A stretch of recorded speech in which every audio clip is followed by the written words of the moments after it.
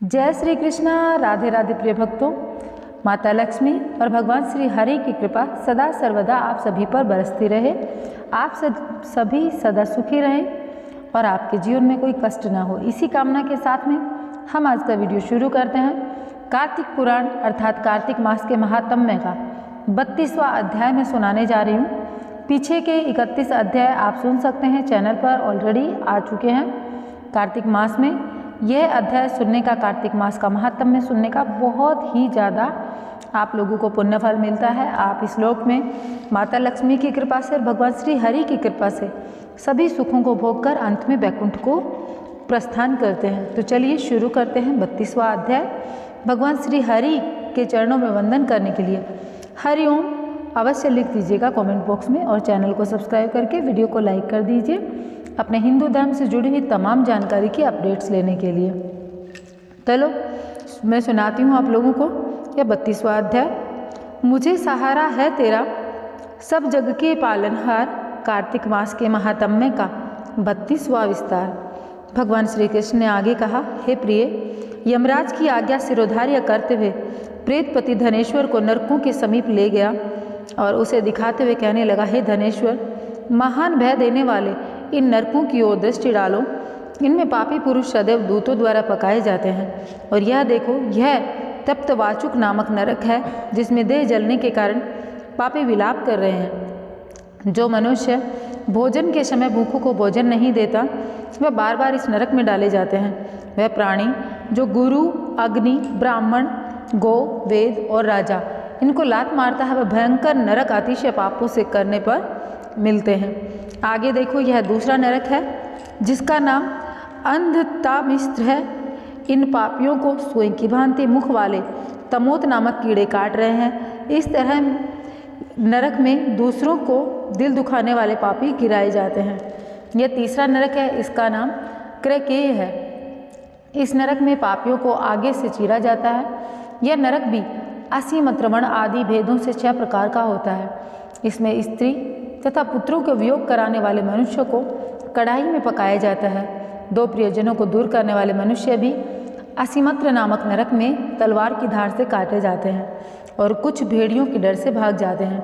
अब अर्गल नामक चौथा नरक देखो, इसमें पापी विभिन्न प्रकार से चिल्लाते हुए इधर उधर भाग रहे हैं। यह नरक भी वध आदि भेदों से 6 प्रकार का है। अब तुम यह 5वां नरक देखो जिसका नाम कुट सालमनी है। इसमें अंगारों की तरह कष्ट देने वाले बड़े बड़े कांटे लगे हैं। यह नरक की यातना आदि भेदों से 6 प्रकार का है।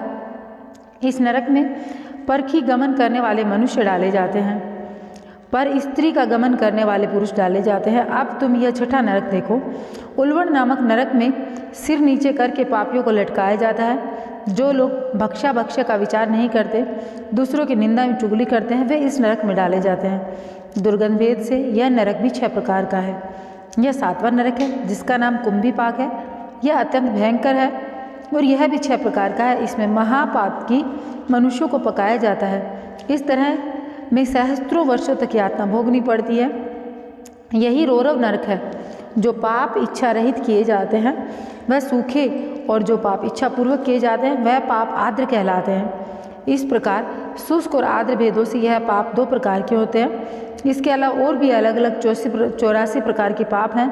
आप क्रीण, पाडाक्त्य, मलिनीकर्क और जाति भ्रंशकर्ण, उपाय, अतिपाप, महापाप, ये 7 प्रकार के पातक हैं। जो मनुष्य जैसा कर्म करता है उसे इन 7 नरकों में उसके पाप कर्मों के अनुसार पकाया जाता है। क्योंकि तुम्हें कार्तिक व्रत करने वाले प्रभु भक्तों का संसर्ग प्राप्त हुआ था, उससे पुण्य की वृद्धि हो जाने के कारण ये सभी नरक तुम्हारे लिए निश्चय ही नष्ट हो गए हैं। इस प्रकार धनेश्वर को नरकों का दर्शन कराकर प्रेतराज उसे यक्ष लोक में ले गए और वहाँ ले जाकर उसे वहाँ का राजा बना दिया। वहीं कुबेर का अनुचर धनक्षय के नाम से प्रसिद्ध हुआ। बाद में महर्षि विश्वामित्र ने उसके नाम पर तीर्थ बनवाया था। कार्तिक मास का व्रत महाफल देने वाला है। इसमें समतुल्य कोई भी ऐसा पुण्यकर्म नहीं है। जो भी मनुष्य इस व्रत को करता है तथा व्रत करने वाले का दर्शन करता है उसे मोक्ष की प्राप्ति होती है। तो प्रिय भक्तों, यहाँ पर 32वां जो अध्याय है वह संपूर्ण होता है। अब हम 33वां जो अध्याय है वह श्रवण करेंगे। तो आप लोग पूर्ण श्रद्धा भाव के साथ में सुनिएगा। दया दृष्टि कर हृदय में भव भक्ति उपजाओ, 33वां अध्याय लिखूं, कृपा दृष्टि बरसाओ। सूत जी ने कहा, इस प्रकार अत्यंत प्रिय सत्यभामा को यह कथा सुनाकर भगवान श्री कृष्ण संध्या उपासना करने के लिए माता के घर में गए। यह कार्तिक मास का व्रत भगवान विष्णु का अति प्रिय है तथा भक्ति प्रदान करने वाला है। रात्रि जागरण, प्रातःकाल का स्नान, तुलसी वट सिंचन, उद्यापन और दीपदान, यह 5 क्रम भगवान विष्णु को प्रसन्न करने वाले हैं। इनका पालन अवश्य करना चाहिए। ऋषि बोले, भगवान विष्णु को प्रिय, अधिक फल की प्राप्ति कराने वाले, शरीर के प्रत्येक अंग को प्रसन्न करने वाले कार्तिक महात्म्य में आपने हमें बताया। यह मोक्ष की कामना करने वाले तथा भोग की इच्छा रखने वाले मनुष्यों को अवश्य करना चाहिए। इसके अतिरिक्त हम आपसे एक बात पूछना चाहते हैं। यदि कार्तिक मास का व्रत करने वाला मनुष्य किसी संकट में फंस जाए या किसी वन में हो या व्रती किसी रोग से ग्रस्त हो जाए, उस मनुष्य को कार्तिक व्रत को किस प्रकार करना चाहिए? क्योंकि कार्तिक व्रत भगवान विष्णु को अत्यंत प्रिय है। इसे करने से मुक्ति एवं भक्ति प्राप्त होती है, इसलिए इसे छोड़ना नहीं चाहिए। श्री सूत जी ने इसका उत्तर देते हुए कहा, यदि कार्तिक का व्रत करने वाला मनुष्य किसी संकट में फंस जाए, वह हिम्मत करके भगवान शंकर व भगवान विष्णु के मंदिर जो भी पास हों उसमें रात्रि जागरण करें। यदि व्रती घने वन में फंस जाए तो पीपल के वृक्ष के नीचे या तुलसी के वन में रात्रि जागरण करें। भगवान विष्णु की प्रतिमा के सामने बैठकर विष्णु जी का कीर्तन करें। ऐसा करने से सहस्त्रों गायों के दान के समान फल की प्राप्ति होती है। जो मनुष्य विष्णु जी के कीर्तन में बाजा बजाता है उसे वाजपेयी यज्ञ के समान फल की प्राप्ति होती है। हरि कीर्तन में नृत्य करने वाले मनुष्यों को सभी तीर्थों में स्नान करने का फल मिलता है। किसी संकट के समय या रोगी हो जाने पर जल न मिल पाने की स्थिति में केवल भगवान के नाम मात्र से मार्जन कर सकते हैं। यदि उद्यापन न कर सकें तो व्रत की पूर्ति के लिए केवल ब्राह्मणों को प्रसन्न होने हेतु विष्णु जी प्रसन्न रहते हैं। यदि मनुष्य दीपदान करने में असमर्थ है तो दूसरे के दीप की वायु आदि से भांति रक्षा करें। यदि तुलसी का पौधा समीप न हो तो वैष्णव ब्राह्मण की ही पूजा कर लें, क्योंकि भगवान विष्णु सदैव भक्तों के समीप रहते हैं। इन सब के न होने पर कार्तिक का व्रत करने वाला मनुष्य ब्राह्मण, गौ, पीपल और वटवृक्ष की श्रद्धापूर्वक सेवा करे। सोनक आदि ऋषि कहते हैं, आपने गौ तथा ब्राह्मणों के समान पीपल और वट वृक्षों को बताया है। सभी वृक्षों में पीपल तथा वट वृक्ष को ही श्रेष्ठ कहा जाता है, इसका कारण बताइए। सूत जी बोले, पीपल भगवान विष्णु का और वट भगवान शंकर का स्वरूप है। पलाश ब्रह्मा जी के अंश से उत्पन्न हुआ है। जो कार्तिक मास में उसके पत्तल में भोजन करता है भगवान विष्णु के लोक में जाता है। जो इन वृक्षों की पूजा, सेवा एवं दर्शन करते हैं उनके सभी पाप नष्ट हो जाते हैं। ऋषियों ने पूछा, हे प्रभु, हम लोगों के मन में एक शंका है कि ब्रह्मा, विष्णु और शंकर वृक्ष स्वरूप क्यों हुए? कृपया आप हमारी शंका का निवारण करें। सूत जी बोले, प्राचीन काल में भगवान शिव तथा माता पार्वती विहार कर रहे थे।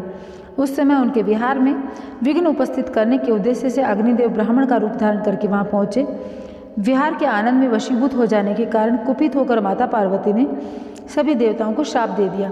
माता पार्वती ने कहा, हे देवताओं, विशेष रूप से कीट पतंगे तक अनभिघ्न नहीं है। आप लोगों ने देवता होकर भी उसमें विघ्न उपस्थित किया, इसलिए आप सभी वृक्ष बन जाओ। सूत जी बोले, इस प्रकार कुपित माता पार्वती के शाप के कारण समस्त देवता वृक्ष बन गए। यही कारण है कि भगवान विष्णु पीपल, शिव जी वट वृक्ष बन गए। इसलिए भगवान विष्णु का शनिदेव जी के साथ योग होने के कारण केवल शनिवार को ही पीपल को छूना चाहिए, अन्यथा किसी भी दिन नहीं छूना चाहिए। तो प्रिय भक्तों, यहाँ पर 33वां जो अध्याय है वह संपन्न होता है। अब हमारे कार्तिक मास के 34 और 35 दो अध्याय शेष रहते हैं। तो अब हम 34वां अध्याय जो है वह स्वर्ण करेंगे, ताकि पूर्णिमा तक हम कार्तिक मास का महात्म्य पूरी तरह से सुन पाएँ। सूत जी ने ऋषियों से कहा, प्रसंग बहान 34वें अध्याय पर दया करो भगवान। ऋषियों ने पूछा, हे सूत जी, पीपल के वृक्ष के शनिवार के अलावा सप्ताह के शेष दिनों में पूजा क्यों नहीं की जाती? सूत जी बोले, हे ऋषियों, समुद्र मंथन करने से देवताओं को जो रत्न प्राप्त हुए उनमें से देवताओं ने लक्ष्मी और कौस्तुभ मणि भगवान विष्णु को समर्पित कर दी थी। जब भगवान विष्णु लक्ष्मी जी से विवाह करने के लिए तैयार हुए तो लक्ष्मी जी बोली, हे प्रभु, जब तक मेरी बड़ी बहन का विवाह नहीं हो जाए तब तक मैं छोटी बहन आपसे किस प्रकार विवाह कर सकती हूँ? इसलिए आप पहले मेरी बड़ी बहन का विवाह करा दें, उसके बाद मुझसे विवाह कीजिए। यही नियम है, प्राचीन काल से चला आ रहा है। सूत जी ने कहा, लक्ष्मी जी के ऐसे मुख से वचन सुनकर भगवान विष्णु ने लक्ष्मी जी की बड़ी बहन का विवाह उदालक ऋषि के साथ संपन्न किया। लक्ष्मी जी की बड़ी बहन अलक्ष्मी बड़ी कुरूप थी। उनका मुख बड़ा था, दांत चमकते हुए, उनके देह वृद्धा की भांति, नेत्र बड़े बड़े और बाल रूखे थे। भगवान विष्णु द्वारा आग्रह किए जाने पर ऋषि उद्दालक उससे विवाह करने के लिए उसे वेद मंत्रों की ध्वनि से गुंजाते हुए अपने आश्रम में ले गए। वेद ध्वनि से गुंजित हवन के पवित्र धुएं से सुगंधित उस ऋषि के सुंदर आश्रम को देखकर अलक्ष्मी को बहुत दुख हुआ। वह महर्षि उद्दालक से बोली, चूंकि इस आश्रम में वेद ध्वनि गूंज रही है, इसलिए यह स्थान मेरे रहने योग्य नहीं, इसलिए आप मुझे यहाँ से अन्यत्र ले चलिए। उसकी आवाज़ सुनकर महर्षि उद्दालक बोले, तुम यहाँ क्यों नहीं रह सकती, और तुम्हारे रहने योग्य स्थान कौन सा है, वह भी मुझे बताओ। लक्ष्मी बोली, जिस स्थान पर वेद की ध्वनि होती हो, अतिथियों का आदर सत्कार किया जाता हो, यज्ञ आती होते हो, ऐसे स्थान पर मैं नहीं रह सकती। जिस स्थान पर पति पत्नी आपस में प्रेम से रहते हो, पितरों के निमित्त यज्ञ होते हो, देवताओं की पूजा होती हो, उस स्थान पर भी मैं नहीं रह सकती।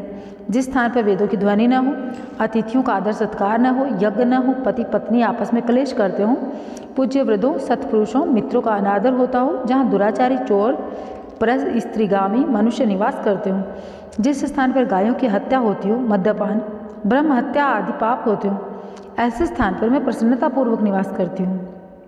सूत जी बोले, लक्ष्मी के मुख से इस प्रकार के वचन सुनकर उद्दालक का मन खिन्न हो गया। वह इस बात को सुनकर मौन हो गए। थोड़ी देर बाद वे बोले, ठीक है, मैं तुम्हारे लिए ऐसा स्थान ढूंढ दूंगा। जब तक तुम्हारे लिए ऐसा स्थान न ढूंढ सकूं, तब तक तुम इसी पीपल के नीचे चुपचाप बैठी रहना। महर्षि उद्दालक उसे पीपल के वृक्ष के नीचे बिठाकर उसके रहने योग्य स्थान की खोज में निकल पड़े। परंतु जब बहुत समय तक प्रतीक्षा करने पर भी वे वापस न लौटे, तो लक्ष्मी विलाप करने लगी। जब बैकुंठ में बैठी लक्ष्मी जी ने अपनी बहन लक्ष्मी का विलाप सुना, वे व्याकुल हो गई। वे दुखी होकर भगवान विष्णु से बोली, हे प्रभु, मेरी बड़ी बहन पति द्वारा त्यागे जाने पर अत्यंत दुखी है। यदि मैं आपकी प्रिय पत्नी हूँ तो आप उसे आश्वासन देने के लिए उसके पास जाइए। लक्ष्मी जी की प्रार्थना पर भगवान विष्णु जी सहित उस पीपल के वृक्ष के पास गए, जहाँ अलक्ष्मी बैठकर विलाप कर रही थी। उसको आश्वासन देते हुए भगवान विष्णु बोले, हे अलक्ष्मी, तुम इसी पीपल के वृक्ष की जड़ में सदैव के लिए निवास करो, क्योंकि उसकी उत्पत्ति मेरे ही अंश से हुई है और इसमें सदैव मेरा ही निवास रहता है। इसलिए प्रत्येक वर्ष गृहस्थ लोग तुम्हारी पूजा करेंगे और उन्हीं के घर में तुम्हारी छोटी बहन का वास होगा। स्त्रियों को तुम्हारी पूजा विभिन्न उपहारों से करनी चाहिए। मनुष्यों को पुष्प, धूप, दीप, गंध आदि से तुम्हारी पूजा करनी चाहिए, तो तभी तुम्हारी छोटी बहन उन पर प्रसन्न होगी। सूत जी बोले, ऋषियों, मैंने आपको भगवान श्री कृष्ण, सत्यभामा, पृथु, नारद का संवाद सुना दिया, जिसे सुनने से मनुष्य के समस्त पापों का नाश होता है, अंत में वैकुंठ प्राप्त होता है। यदि अब भी आप लोग कुछ सुनना चाहते हो तो अवश्य पूछिए, मैं उसे अवश्य कहूँगा। सूत जी के वचन सुनकर सौनक आदि ऋषि थोड़ी देर तक प्रसन्नचित्त वहीं बैठे रहे। तत्पश्चात वे लोग बद्रीनारायण जी के दर्शन हेतु चल दिए। जो मनुष्य इस कथा को सुनता है या सुनाता है, उसे संसार में समस्त सुख प्राप्त होते हैं। तो प्रिय भक्तों, यहाँ पर 34वां अध्याय संपूर्ण होता है। अब हम कार्तिक पुराण का अर्थात कार्तिक महात्म्य का अंतिम जो अध्याय है वह सुनेंगे। तो शुरू करते हैं। अनुपम कला कार्तिक होती है संपन्न, इसको पढ़ने से श्री हरि होते हैं प्रसन्न। इतनी कथा सुनकर सभी ऋषि सूत जी से बोले, हे सूत जी, अब आप हमें तुलसी विवाह की विधि बताएं। सूत जी बोले, कार्तिक शुक्ल नवमी को द्वापर युग का आरंभ हुआ, अतः यह तिथि दान और उपवास में क्रमशः पूर्वाहन व्यापिनी और पराहन व्यापिनी है। इस तिथि को नवमी से एकादशी तक मनुष्य शास्त्रोक्त विधि से तुलसी जी के विवाह का उत्सव करे तो उसे कन्यादान का फल प्राप्त होगा। पूर्व काल में कनक की पुत्री किशोरी ने एकादशी तिथि में संध्या के समय तुलसी जी का विवाह संपन्न किया था, इससे वह किशोरी वैधव्य दोष से मुक्त हो गई।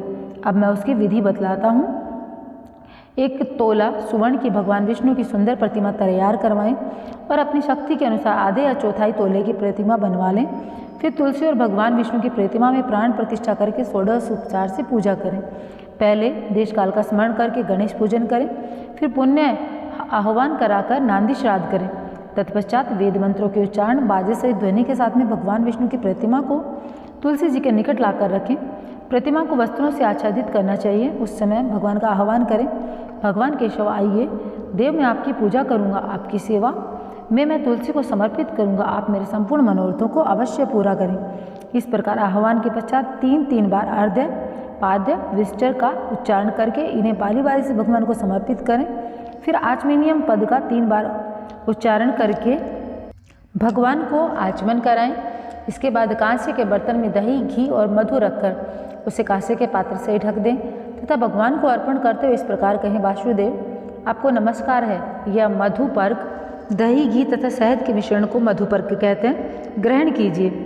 तदंतर हरिद्राप लेपन और अभंग्य कार्य संपन्न करके गोधूली की वेला में तुलसी जी और विष्णु जी का पूजन अलग अलग करना चाहिए।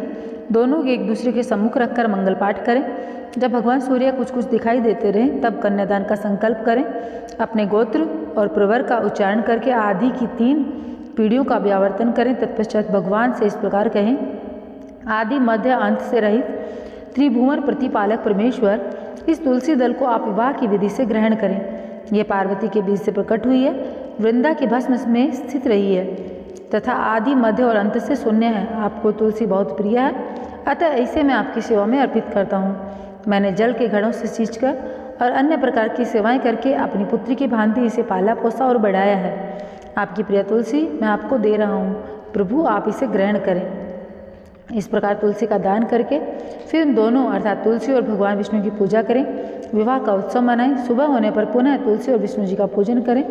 अग्नि की स्थापना करके उसमें 12 अक्षर मंत्र से खीर, घी, मधु और तिल मिश्रित हवनीय द्रव्य की 108 आहुति दें और फिर स्फटित कृत होम करके पूर्ण आहुति दें। आचार्य की पूजा करके होम की शेष विधि पूरी करें। उसके बाद भगवान से इस प्रकार प्रार्थना करें, हे प्रभु आपकी प्रसन्नता के लिए मैंने यह व्रत किया। जनार्दन, इसमें जो न्यूनता हो वह आपके प्रसाद से पूर्णता से प्राप्त हो जाए। यदि द्वादशी में रेवती का 4था चरण बीत रहा हो तो उस समय पारण न करें। जो समय भी पारण करता है वह अपने व्रत को निष्फल कर देता है। भोजन के पश्चात तुलसी जी के स्वतः गलकर गिरे हुए पत्तों को खाकर मनुष्य सब पापों से मुक्त हो जाता है। भोजन के अंत में ऊख का आंवला और बेर का फल खा लेने से उच्छिष्ट दोष मिट जाता है। तदंतर भगवान का विसर्जन करते हुए कहें, भगवान तुलसी के साथ में वैकुंठ धाम में पधारें। प्रभु मेरे द्वारा दी हुई पूजा ग्रहण करके आप सदैव संतुष्टि करें। इस प्रकार देवेश्वर विष्णु का विसर्जन करके मूर्ति आदि सब सामग्री आचार्य को अर्पण करें। इससे मनुष्य कृतार्थ हो जाता है। यह विधि सुनकर सूत जी ने ऋषियों से कहा, हे ऋषियों, इस प्रकार जो मनुष्य श्रद्धापूर्वक सत्य, शांति और संतोष को धारण करता है, भगवान विष्णु को तुलसी दल समर्पित करता है, उसके सभी पापों का नाश हो जाता है और वह संसार के सुखों को भोग कर अंत में विष्णु लोक को प्राप्त होता है। हे ऋषिवरों, यह कार्तिक महात्म्य में सब रोगों को, संपूर्ण पापों को नाश करने वाला है। जो मनुष्य इस महात्म्य को भक्तिपूर्वक पढ़ता है और जो सुनकर धारण करता है वह सब पापों से मुक्त हो भगवान विष्णु के लोक में जाता है। जिसकी बुद्धि खोटी तथा जो श्रद्धा से हीन हो, ऐसे किसी भी मनुष्य को यह महात्म्य नहीं सुनना चाहिए। तो यहाँ पर 35वां अध्याय संपूर्ण होता है। तो प्रिय भक्तों, इस 35वें अध्याय के साथ में हमारा कार्तिक महात्म्य का जो हमने शुरू में संकल्प लिया था कि कार्तिक महात्म्य हम लोग सुनेंगे, वह भी हमारा संकल्प संपन्न होता है। और इसके साथ में मैं भगवान श्री हरि से, माता लक्ष्मी जी से प्रार्थना करती हूँ कि जिन भी हमारे भक्तजनों ने यह कार्तिक मास का महात्म्य सुना, उनके जीवन में सदैव सुख समृद्धि रहे। तो जय श्री कृष्णा, राधे राधे। मिलूंगी एक नए वीडियो के साथ में।